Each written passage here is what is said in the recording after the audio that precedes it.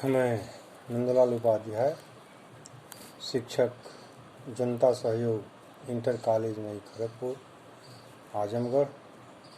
आज मैं अंग्रेजी पढ़ने वाले छात्रों को प्रोनाउन सर्वनाम के विषय में बता रहा। A pronoun is a word which is used in place of a noun.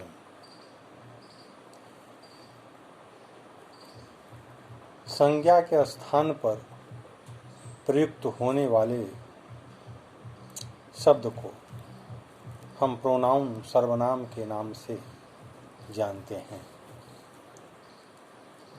Pronoun 10 प्रकार के होते हैं। Personal pronoun, interrogative pronoun, relative pronoun, demonstrative pronoun, distributive pronoun, indefinite pronoun, reflexive pronoun, emphatic pronoun, reciprocal pronoun, exclamatory pronoun. Personal pronoun पुरुषवाचक सर्वनाम। जिन pronoun से किसी व्यक्ति, पशु अथवा वस्तु का बोध होता है उसे पर्सनल प्रोनाउन पुरुषवाचक सर्वनाम कहते हैं। जैसे I, you, he, she, they. Personal pronoun 3 प्रकार के होते हैं। फर्स्ट पर्सन उत्तम पुरुष, सेकेंड पर्सन मध्यम पुरुष, थर्ड पर्सन अन्य पुरुष। फर्स्ट पर्सन उत्तम पुरुष में इसका प्रयोग बात कहने वाले व्यक्ति के लिए किया जाता है। जैसे आई, मैं, वी, हम। सेकेंड पर्सन मध्यम पुरुष, इसका प्रयोग बात सुनने वाले व्यक्ति के लिए किया जाता है। जैसे दाऊ, यू। थर्ड पर्सन अन्य पुरुष, इसका प्रयोग उस व्यक्ति या स्थान, पशु तथा वस्तु के लिए किया जाता है जिसके विषय में कोई बात कही जाती है। जैसे ही, शी, इट, दे आदि। पर्सनल प्रोनाउन के नंबर, जेंडर तथा केस संबंधी जानकारी के लिए हम जैसे बता रहे हैं कि personal pronoun number, gender, nominative case कर्ता, ऑब्जेक्टिव केस कर्म, पजेसिव केस संबंध। First person singular number, common. Nominative case में फर्स्ट पर्सन में आई नॉमिनेटिव केस होता है, मी ऑब्जेक्टिव केस होता है और माई या माइन पजेसिव केस होता है। ऐसे ही वी नॉमिनेटिव केस होता है, अस ऑब्जेक्टिव केस होता है, आवर्स या आवर यह पजेसिव केस के अंतर्गत आता है। सेकेंड पर्सन के प्रोनाउन में सिंगुलर तथा प्लूरल में कॉमन, जेंडर से you nominative case, you objective case और योर या yours possessive case. Plural number में यू, योर, योर्स एक ही होता है। मैस्कुलिन जेंडर में थर्ड पर्सन सिंगुलर नंबर में मैस्कुलिन जेंडर में he, nominative case him objective case his possessive case में आता है। फेमिनिन जेंडर में she nominative case, her objective case, हर या हर पजेसिव केस में आता है। न्यूट्रल जेंडर में इट और its nominative, it objective, its possessive. Plural number में कॉमन जेंडर में they nominative case, them objective case, their या देयर्स पजेसिव केस के अंतर्गत आता है। आजकल दाऊ, दी, दाई या दाइन का प्रयोग नहीं होता है। यू का प्रयोग सिंगुलर तथा प्लूरल दोनों में किया जाता है। इट का प्रयोग छोटे जानवरों तथा वस्तुओं के लिए किया जाता है। इंट्रोगेटिव प्रोनाउंस प्रश्नवाचक सर्वनाम, जो सर्वनाम प्रश्न पूछने का कार्य करता है उसे इंट्रोगेटिव प्रोनाउंस कहते हैं।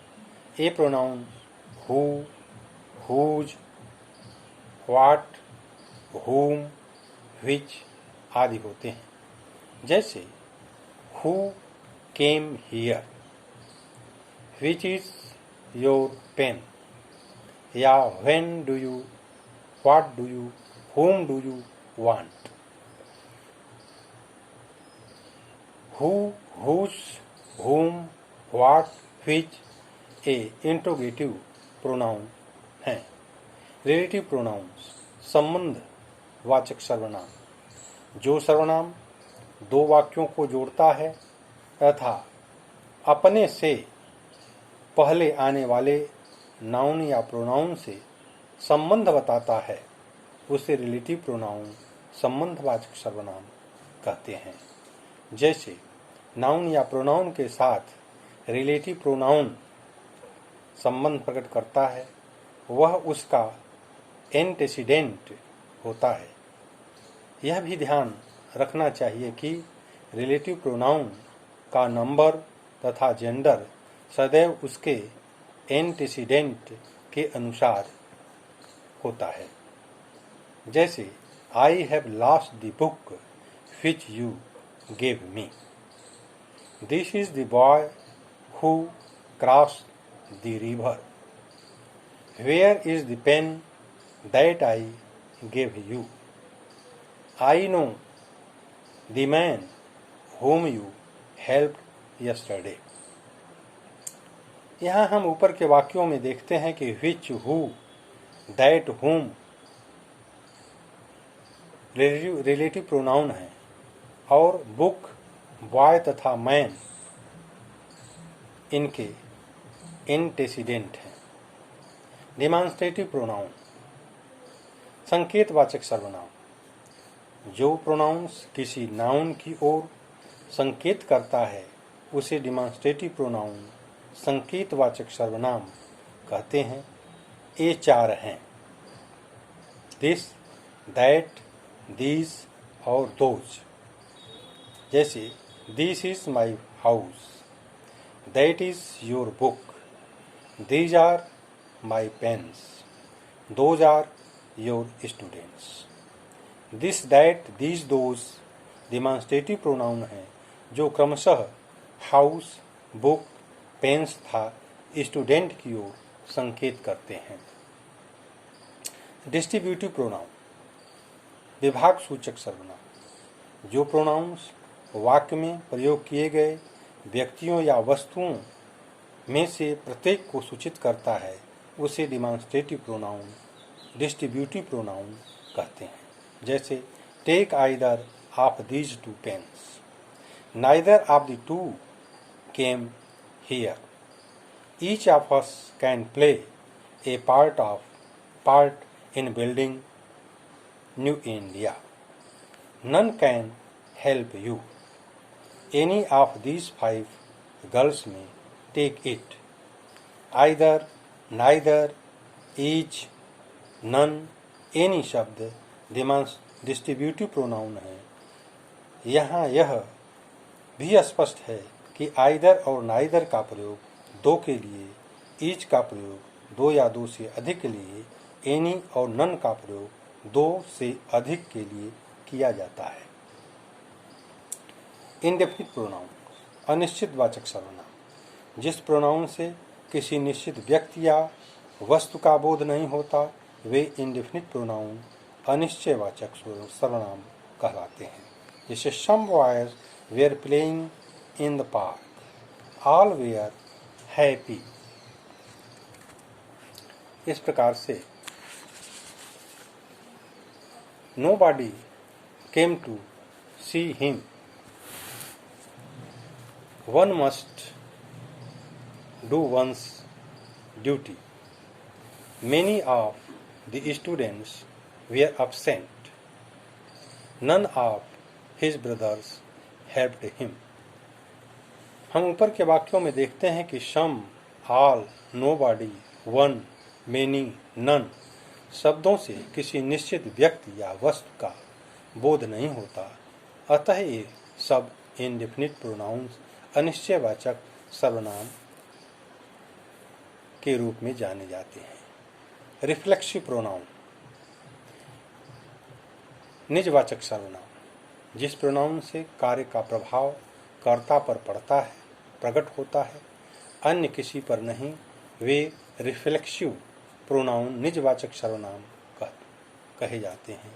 ये पर्सनल प्रोनाउन में सेल्फ या सेल्फ्स लगाकर बनाए जाते हैं, जैसे myself, ourselves, yourself, yourselves, himself, itself, themselves. इनका प्रयोग वाक्य में ऑब्जेक्ट की तरह से किया जाता है, जैसे I saw myself in the mirror, you deceived yourself, he hide himself in a cave,